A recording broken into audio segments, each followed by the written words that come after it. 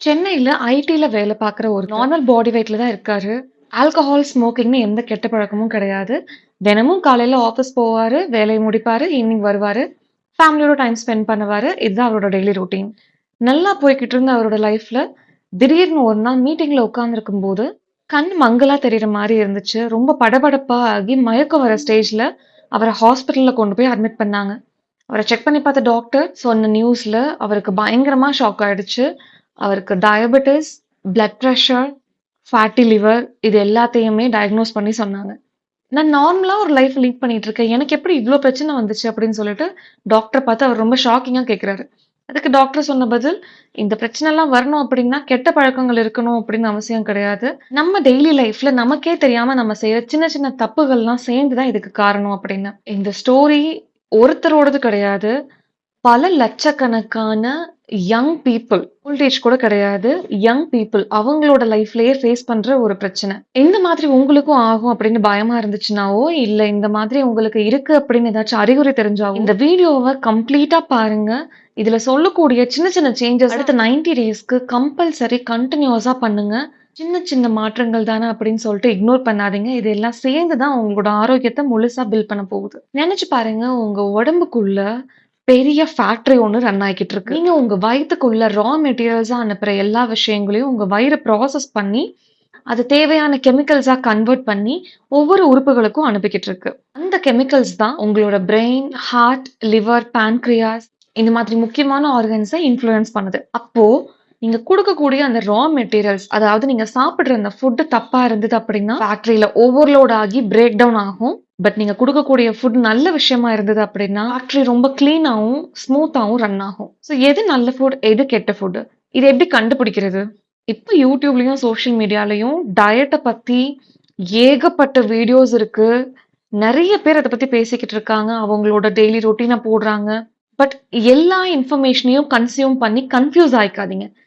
ஒவ்வொரு மனுஷனோட உடம்பும் ரொம்ப யூனிக். உங்களோட தேவை தான் உங்க பக்கத்துல இருக்கவங்களோட பிசிக்கல் நீட் அப்படின்னு இருக்காது கண்டிப்பா. உங்களுக்கு ஏதாச்சும் ஹார்மோன் இம்பேலன்ஸோ இல்ல மெடிக்கல் கண்டிஷனோ இருந்தது அப்படின்னா, ஒரு டாக்டர கன்சல்ட் பண்ணாம எந்த ஒரு பெரிய சேஞ்சையும் உங்களோட டயட்ல கொண்டு வராதீங்க. மத்தபடி நார்மலா நான் ஹெல்தியா இருக்கணும், எந்த பிரச்சனையும் வராம பிரிவென்ட் பண்ணணும் அப்படின்னா, இந்த சின்ன சின்ன சேஞ்சஸ இம்ப்ளிமெண்ட் பண்ணீங்கன்னா போதும். நம்ம ஒரு நாள்ல நார்மலா எப்படி சாப்பிடுறோம்? கொஞ்சம் காய்கறி, நெறைய ஒயிட் ரைஸ், டேஸ்ட்டுக்கு ஏத்த அளவுக்கு உப்பு, மசாலா, புரோட்டீன் வாரத்துல 2 நாள், தண்ணி எப்பவாச்சும் கொஞ்சம் கொஞ்சம் தாகம் எடுக்கும்போது குடிச்சுக்கலாம். காலையில வீட்லயும் உட்கார்ந்தே இருப்போம். வண்டியில ஏறுவோம், ஆஃபீஸ்ல போய் இறங்குவோம். ஆஃபீஸ்ல காலையில இருந்து ஈவினிங் வரைக்கும் உட்கார்ந்துகிட்டே வேலை பார்ப்போம். அங்கிருந்து ஈவினிங் கிளம்பி வண்டியிலேயே வீட்டுக்கு வருவோம். வந்து உட்கார்ந்து கொஞ்ச நேரம் டிவி பார்ப்போம், சாப்பிடுவோம், உடனே தூங்க போயிடுவோம். அது இல்லாம ஆஃபீஸ்ல ஸ்ட்ரெஸ், டென்ஷன், பர்சனல் லைஃப்ல இருக்கக்கூடிய டென்ஷன் இது எல்லாமே சேர்ந்து உங்க உடம்ப ஆரோக்கியமா வச்சிருக்கும்னு நீங்க நினைக்கிறீங்களா? இதுதான் உங்களோட டெய்லி ரொட்டீன் அப்படின்னா, உங்களுக்கும் சீக்கிரமாவே இந்த இன்சுலின் ரெசிஸ்டன்ஸ் அப்படின்னு சொல்லக்கூடிய ப்ரீ டயபெட்டிக் கண்டிஷன் வரப்போகுதுன்னு அர்த்தம். சோ அந்த பிரச்சனை வர்ற வரைக்கும் வெயிட் பண்ணாம புத்திசாலித்தனமா முன்னாடியே உங்கள ஹெல்த்த பாதுகாக்க வேண்டிய எல்லா விஷயங்களையும் ஸ்டார்ட் பண்ணுங்க. உங்க உடம்புக்குள்ள மில்லியன்ஸ் ஆஃப் சோல்ஜர்ஸ் இருக்கிற மாதிரி கற்பனை பண்ணிக்கோங்க. உங்கள பாதுகாக்கக்கூடிய அந்த சோல்ஜர்ஸ் யாரு தெரியுமா? உங்க உடம்புல இருக்க செல்கள் தான். அந்த செல்களுக்கு நீங்க ப்ராப்பரான ஃபியூவல் குடுக்குறீங்களா? இந்த செல்கள் ரொம்ப ஸ்ட்ராங்கா வொர்க் ஆகணும் அப்படின்னா, அவங்களுக்கு குடுக்கக்கூடிய ஃபியூவல்ஸ் என்னென்ன தெரியுமா? ஃப்ரூட்ஸ், நல்ல ஆன்டி ஆக்ஸிடென்ட்ஸ்க்காக, வெஜிடபிள்ஸ், நெறைய ஃபைபர்க்காக. இந்த வெஜிடபிள்ஸும் நார்ச்சத்தும் தான் உங்களோட பாடியில டாக்ஸின்ஸ் பில்ட் ஆகாம அத கிளியர் பண்ணிக்கிட்டே இருக்கும். முழு தானியங்கள், ஒரு ஸ்டெடியான எனர்ஜிக்காக, புரோட்டீன், இந்த சோல்ஜர்ஸ பில்ட் பண்ற பில்டிங் பிளாக்ஸ், ஹெல்தியான ஃபேட், உங்க மூளைக்கும் மத்த நரம்பு செல்களுக்கும் இடையில நல்ல கம்யூனிகேஷன் ஸ்மூத்தா நடக்கிறதுக்காக. இன்னொரு முக்கியமான விஷயம் தண்ணி. உங்க உடம்புல எல்லா பார்ட்டையும் கனெக்ட் பண்ணக்கூடிய ஒரு விஷயம் உங்களோட பிளட். அந்த ரத்தத்துக்கு தேவையான ஒரு பேஸ் தான் இந்த தண்ணி. பட் நம்ம தினசரி உணவுல இதுல பாதி கூட சாப்பிடுறது கிடையாது. அப்ப நம்மளோட சோல்ஜர்ஸ் எல்லாருமே எப்பவுமே வீக்கா தானே இருப்பாங்க. எந்நேரம் பார்த்தாலும் பாடியில இன்ஃப்ளமேஷன், ஃபேட் அதிகமா ஸ்டோர் ஆகுது, சுகர் எப்பவுமே ஸ்பைக்ல இருக்கு. நம்ம உடம்புக்கு தேவையானது ஒரு டயட் கிடையாது, ஒரு பேலன்ஸ். திடீர்னு ஒரு நாள் டாக்டர் கிட்ட போய் உங்களுக்கு ஷாக்கிங் ரிசல்ட்ஸ் வந்து புதுசா மெடிசின்குள்ளயோ இல்ல ஒரு புது டயட்குள்ளயோ போகாம இருக்கணும் அப்படின்னா, இந்த பேலன்ஸ உங்களோட டெய்லி ரொட்டீன்குள்ள கொண்டு வரதுக்கு ட்ரை பண்ணுங்க. இது எல்லாத்தையும் சிம்பிளிஃபை பண்ணி நான் உங்களுக்கு ஒரு 5 கோல்டன் ரூல்ஸா குடுக்குறேன். ஃபர்ஸ்ட் விஷயம் உங்களோட பிளேட். உங்க பிளேட்ட எப்பவுமே 50% ஃப்ரூட்ஸ் அண்ட் வெஜிடபிள்ஸ் அதாவது ஃபைபர் அதிகமா இருக்கிற மாதிரி பிளான் பண்ணிக்கோங்க. 25% எனர்ஜிக்காக முழு தானியங்களா இருக்கலாம். மீதி 25% புரோட்டீன் அண்ட் ஃபேட் உங்களோட பில்டிங் பிளாக்ஸ். 2வது விஷயம், உங்க பிளட் சுகரை இன்ஸ்டன்ட்டா அதிகம் பண்ற மாதிரியான பொருட்களை கம்ப்ளீட்டா அவாய்ட் பண்றதுக்கு ட்ரை பண்ணுங்க. நிறைய பேர் வெள்ளை அரிசியை மட்டும் எதிரியா பாக்குறாங்க. நீங்க வெள்ளை அரிசியை விட ரொம்ப ஆபத்தான விஷயங்கள் நிறைய இருக்கு. நீங்க பேக்கரியில வாங்கி சாப்பிடக்கூடிய பிரெட் அண்ட் பிஸ்கட்ஸ் இருக்கு. முக்கியமா டீ காஃபில போட்டு சாப்பிடுற சர்க்கரை, இது எல்லாமே போதும் உங்களோட பிளட் சுகரை எந்நேரமும் அதிகரிச்சுக்கிட்டே இருக்கிறதுக்காக. கொஞ்சம் இந்த இனிப்பான விஷயங்கள் எல்லாம் கண்ட்ரோல் பண்ணி உங்களோட பான்கிரியாஸ் கொஞ்சம் நிதானமா வேலை பார்க்கறதுக்கான வாய்ப்பு அதுக்கு கொடுங்க. இந்த மாதிரி தினம் தினம் சுகர் லெவல் அதிகம் பண்ற ஃபுட்டை சாப்பிட்டு சாப்பிட்டு பான்கிரியாஸ் ஒரு கட்டத்துல ரொம்ப டயர்ட் ஆயிடும். இன்சுலினை ப்ரொடியூஸ் பண்ணி ரொம்ப டயர்ட் ஆயிடும். ஸோ அந்த மாதிரி ஓவர்லோட் ஆகுற டைம்ல தான் உங்க உடம்புல கொழுப்பு சேர்றது, இன்சுலின் ரெசிஸ்டன்ஸ், ஹார்மோனல் இம்பேலன்ஸ் இந்த மாதிரியான பிரச்சனைகள்லாம் ஸ்டார்ட் ஆகுறது. 3வது நம்ம சாப்பாட்டுல நம்ம எடுத்துக்கிற புரோட்டீன். இந்தியர்கள் அதுவும் குறிப்பா தமிழர்களோட உணவுல புரோட்டீனோட அளவு ரொம்பவே கம்மியா இருக்கு. நீங்க இன்னைக்கு காலையில இருந்து ஈவினிங் வரைக்கும் என்னென்ன சாப்பிட்டீங்கன்னு அப்படியே யோசிச்சு பாருங்க. எவ்வளவு புரோட்டீன் எடுத்துக்கிட்டதா நீங்க நினைக்கிறீங்க?